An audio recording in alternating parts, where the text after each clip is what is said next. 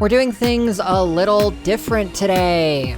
First off, I got a new microphone, so we'll talk about that toward the end of the video. Second, you may notice I am playing the series version of the Crew Motorfest. When I bought the game 2 years ago, I bought the cross-gen version of the game. But I do not own a series console. I own an Xbox One X. So if I want to play the series version that I own, I have two options. The first option is to go out and buy a series console for $400 or $600. The other option, which I occasionally make use of, is to stream the series version over xCloud, which is what I am doing right now. So, if I could have done this all along while filming Motorfest, why haven't I? There are a few reasons for it. The first being that my internet can be a bit crappy at times, and you need a consistent low latency for a racing game like Motorfest to be playable. That, however, has improved over time as my ISP has become a little less terrible over the years. The second reason is because cloud streaming was originally limited to Game Pass Ultimate. So if I stopped paying for Ultimate, my ability to film the series version of the game would be effectively gone. But Microsoft did a rather amazing thing this past week.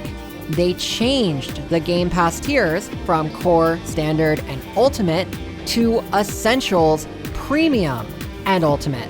Now I can cloud stream my own games, including Motorfest, and only pay $10 a month. Meaning, I would have to pay for Game Pass Essentials for about 3 years for it to be the equivalent of a Series S, and 6 years for the equivalent of a Series X. So for me, this entire thing has been a massive win. But the flip side of this was that Game Pass Ultimate went up in price to $30 a month. And when this happened, the entire fucking internet went off as if Microsoft had just come out and shot all of their dogs. What the actual fuck is wrong with gamers? I will never get this. Game Pass itself includes a software library. On Essentials, it's about 50 games. On Premium, it is about 200 games for $15 a month, which is still less than the $20 was for Ultimate. And the 500 game tier that is Ultimate is what is $30 a month. And yet, all of these tiers are nowhere near the cost of a single game. Let me try to put this in perspective. Let's say you managed to play all 500 games on Game Pass in the span of a year. So at $30 a month, you are paying $360 for that year. Let us say that the median cost of each game is $40. So some games are closer to $80 and some are closer to $20. Most of them would be around $40 in the Xbox store. What is 500 times 40? I'll save you the math. It is $20,000. You are accessing a $20,000 game library for $30 a month and saying that 30 is somehow too much money. So then, go down to the lower tiers and buy your own games again. But wait, you think that paying $70 or $80 for a game is too much. So now you pull the bullshit of let's sail the seven seas, piracy this, piracy that. And you wonder why gamers will never be taken seriously. If you were never going to play the games on Game Pass Ultimate, or if you were only going to play a single game on Game Pass Ultimate, then you never should have subscribed to it in the first place. The only one throwing money away in that case was you. End of story. I think what Microsoft is doing is a smart strategy.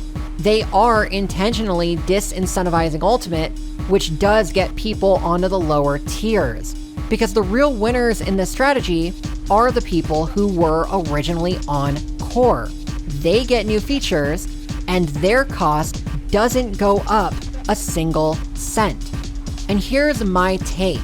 As someone who was on Ultimate, specifically for cloud streaming. Microsoft announced this cloud streaming coming to Core over a week prior to the Essentials announcement. So at the end of September, I had already swapped back to Core because, well, it met my needs better than Ultimate did. I just can't wrap my head around how so many gamers were apparently tripped up by this whole thing, almost like not a single one of them has a lick of common sense or financial literacy.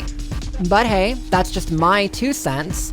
Anyway, before we close this out, I do want to say that yes, I did get a new microphone.